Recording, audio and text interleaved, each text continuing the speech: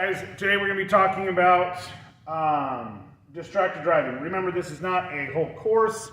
This is just the idea of the different things we're going to be talking about. Now, the first one is actual distracted driving. So what does that mean? What is that? The number one thing that we've got going on right now?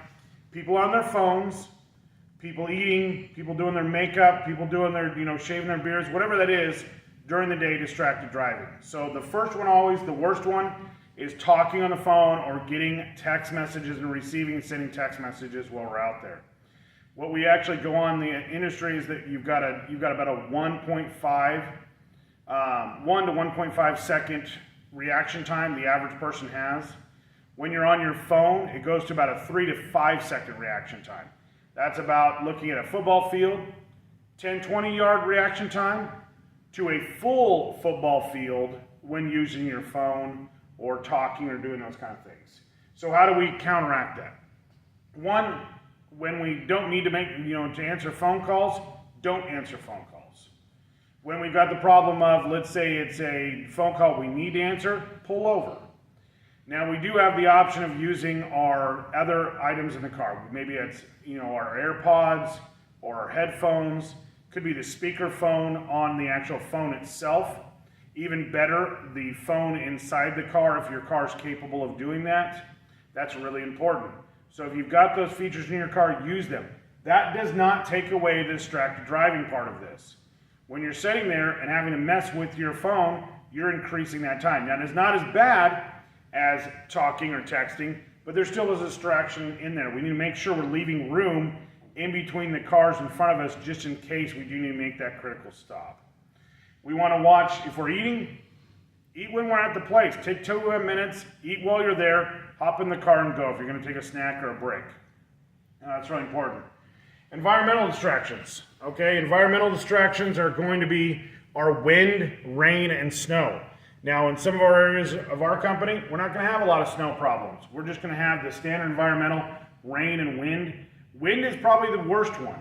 Okay, that comes into 2 different flavors. One, we get blown off the road, and 2, somebody gets blown into us. And this is usually your semi-trucks, things like that, that are actually blown over. When you can, get around a truck, don't set in its blind spot, and get around them, okay? Get up, we're not wanting you to speed, but we want you to pass those trucks and get out of their blind spots.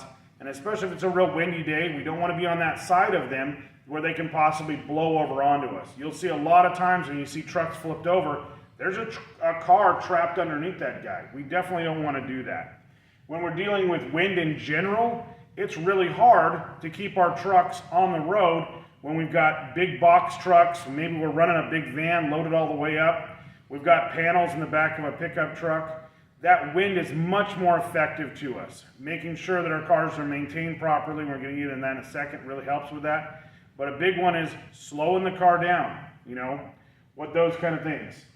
When we get into our other distractions, snow, again, what is the safe speed limit to be driving our vehicles?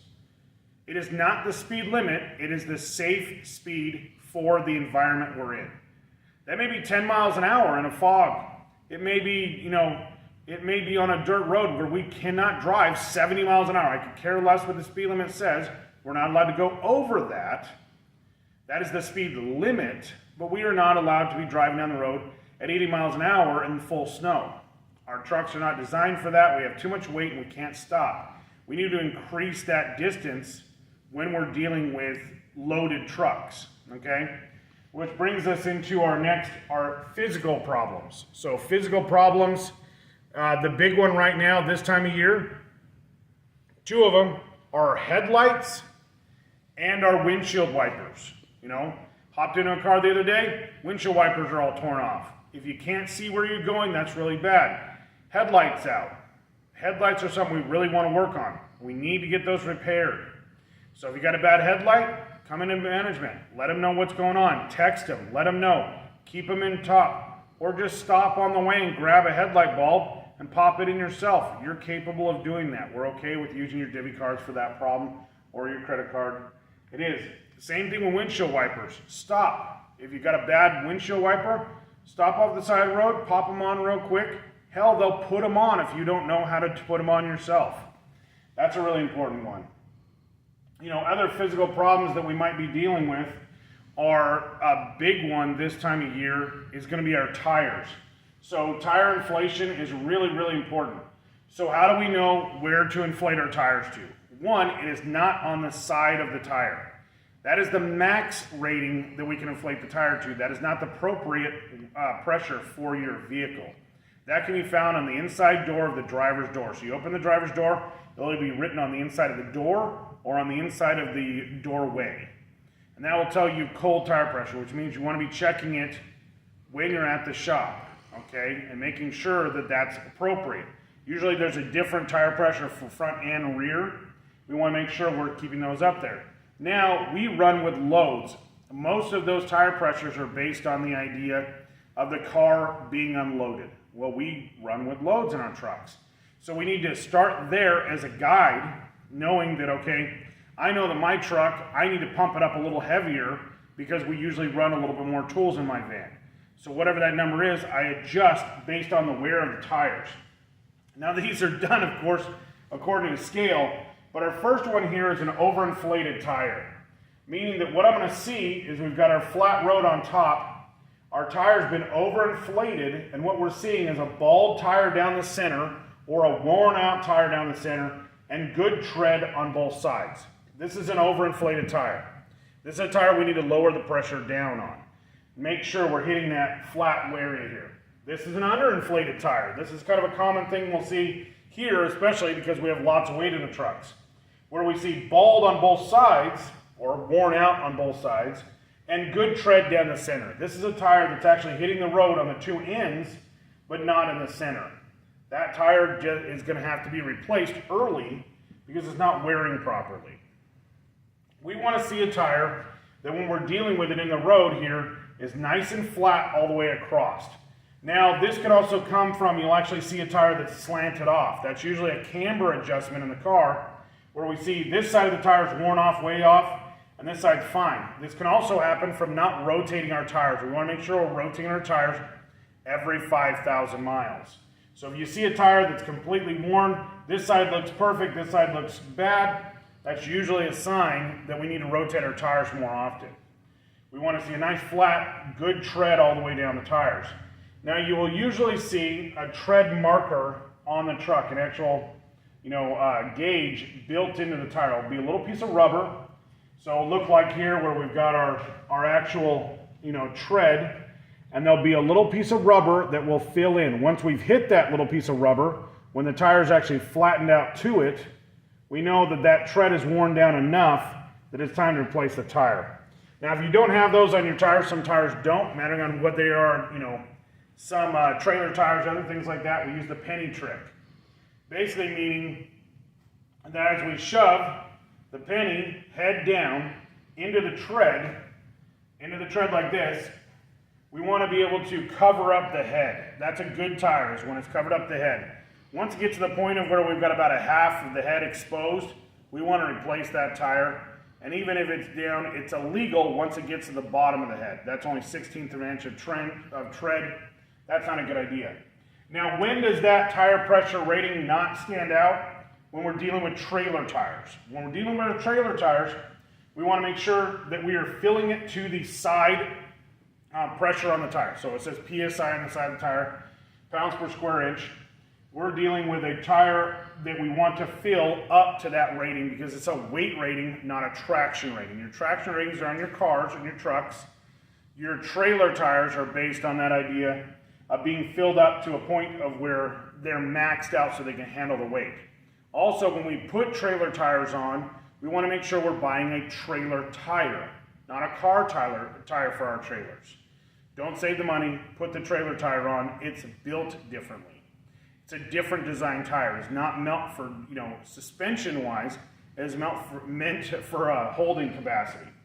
Now, another one I see all the time is bad brakes. So bad brakes are one of the ones that we see a lot of times. This is your brake rotor. I apologize for the art. So we will hear a lot of times, you'll hear a little screeching when you're going down the road. If you turn this on its side here, and we're looking on here, we're looking at the brake caliper here, there'll be a little bar that will come out. with a little piece of metal on there, real thin. And when the brake caliper wears out or brake pad wears out, it'll actually touch that caliper and make a little screeching noise. Usually we'll know that that noise is being caused when we're looking at it and we're saying, okay, wait a minute, when I step on the brakes, the noise goes away. When I let off the brakes, when I'm just driving through the parking lot there, I'm hearing the really bad screeching noise. That screecher will tell us that it's time to replace our brakes.